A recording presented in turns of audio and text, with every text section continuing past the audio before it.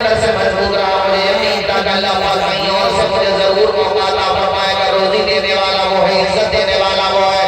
جب امیدوں کے سارے دروازے بند ہو جاتے ہیں تب بھی آپ کو روشنی کی امید دینے والا خدا ہے۔ اندھیرا دور کرنے کو اجالا کون دیتا ہے، امیدیں ڈوب جائیں تو سہارا کون دیتا ہے۔ شکم کی آگ جب بڑھ کر کلیجہ چھلنی کرتی ہے، بجھا کر تشنگی منہ میں نوالا کون دیتا ہے۔ وہ جو پتھر میں بھی کیڑوں کو غذا دیتا ہے۔ میں وہاں گیا انٹرویو دینے کے لیے، ٹیلنٹ میرے اندر ہے، صلاحیت میرے اندر ہے، کوالٹی میرے اندر ہے، میں نے سارے سوالات کے جوابات دیے، انہوں نے میری لیاقت کو، میری صلاحیت کو جانچا پرکھا، اس کے بعد کہا آپ کی نوکری ڈن، اور آپ ہم سے آئیے جوائن کیجیے، آپ یہاں پر آ کر اپنی خدمت دیجیے، سیلری لیجیے۔ کہتے میں نے ڈرتے ڈرتے اپنے بات کا بیان کر دیا جو میرے ساتھ ہو گیا تھا۔ سیلری پوچھنے لگے کیا لو گیا، تو میں نے کہا سر سیلری کی بات بعد میں ہوگی، نماز کی بات پہلے ہوگی۔ پہلے تجربات تھا میرا تو میں نے اس لیے یہ بات رکھ دی کہ نماز کی بات پہلے ہوگی تو وہ سامنے، حالانکہ وہ بھی غیر مسلم کا دیکھو، جب آپ اپنے اصولوں پہ چلو گے تو غیر مسلم بھائی بھی آپ کو عزت دے گا۔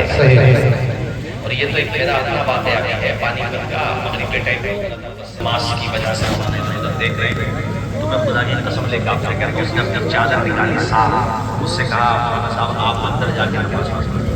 واہ سبحان اللہ، یہ میں نے آپ کو اپنا تجربہ ہم بھی کیا کریں گے، ابھی تیرے ہاتھ میں کل سال بنے گا جس دن تو محمد کا وفادار بنے گا۔ ہمارے مولانا ہاشم صاحب جو اکاؤنٹر آدمی ہیں، نظامت بھی کر لیتے ہیں، خطابت بھی کر لیتے ہیں، یہ سب بھی کر لیتے ہیں، اور ناز شریف بھی پڑھتے ہیں، اور میرے چھوٹے بھائی ہیں، آپ بڑے ہوئے چھوٹے ہیں۔ شراب کے بارے میں آئی بات آپ کو بتا دوں، دیکھو جس نے شراب کی توبہ نہیں کی، بغیر توبہ کیے مر گیا، جہنمیوں کی آگے گناہ تو گناہ ہی ہے، یہاں دنیا بھی نہیں ہے مزداد بھائی، ختم کہانی۔ کوئی شرابی بن گیا ہو تو یہ سوچ کر کے توبہ سے محروم نہ ہو جائے کہ اب تو پورے ہو ہی گئے، توبہ کر کے کیا کریں گے۔ ارے میرا رب کہتا ہے میرے بندو تم نے جانوں پہ ظلم کر لیا ہے، لا تقنطوا من رحمت اللہ، میری رحمت سے نا امید مت ہونا، تو توبہ کر تیرے گناہوں کو معاف کر، تو میری بارگاہ میں آنسو تو بہا۔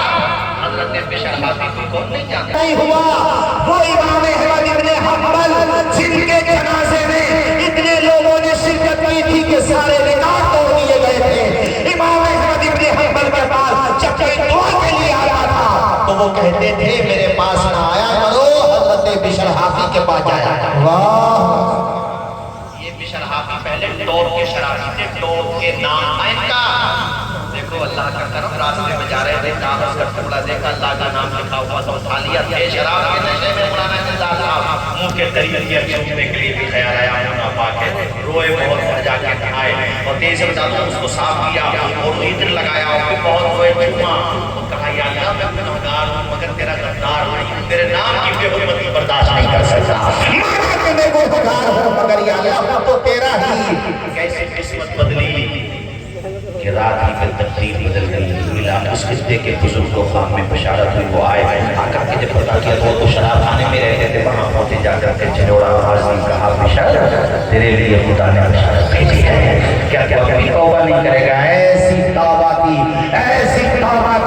کہ آج بشر حافظ کا نام اتنے زمانے کے بعد رسول ملک کے جلسے ہی میں نہیں لیا جا رہا ہے، کتابوں میں خود پھیلی ہوئی ہے بشر حافظ کی، ننگے پاؤں رہنا شروع کیا، وہ جب تک ننگے پاؤں رہے جن راستوں سے گزرتے تھے جانور اور راستوں میں گندگی نہیں کیا کرتے تھے، جانور پہچانتے تھے حضرت بشر حافظ کو، انسان پہچانتے تھے، ایسے ولی بن گئے۔ یہ واقعہ اس لیے سنایا کہ شرابی بن گیا ہو تو توبہ کر لے، نیک بن جائے، انشاءاللہ بشر حافظ کا غلام ضرور بن جائے۔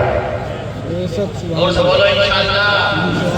اور یہ ڈرے ملے ہوئے بھائی بھی سچے بول لگا رہے ہو زمانہ میں، اب تو نوجوانوں کو نہیں ہو گیا، بالکل ہی چھٹا ہو گئے، چھٹا۔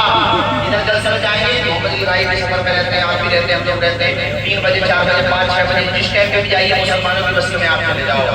دیکھو اسکولوں کے باؤنڈریوں پر، قبرستان کی باؤنڈریوں پر، تالابوں کی باؤنڈریوں پر، اور صاحب اسکول جہاں بھی آپ کو کوئی نہیں ملے گا، پورے گاؤں کے لوگ سو رہے ہوں گے مگر 4 5 مجنون رات میں موبائل کان پہ لگائے ہوئے لگے ہوئے ہوں گے کہیں سے، رات میں بتاؤ کیا کام ہے تمہارا، سونے کو نہیں دو۔ تو ہم سے بتایا بتانے والے نے جدھر دیکھو ادھر ہی عشق کے بیمار بیٹھے ہیں، ہزاروں اور سینکڑوں تیار بیٹھے ہیں۔ مانو پلٹ کے آ جاؤ.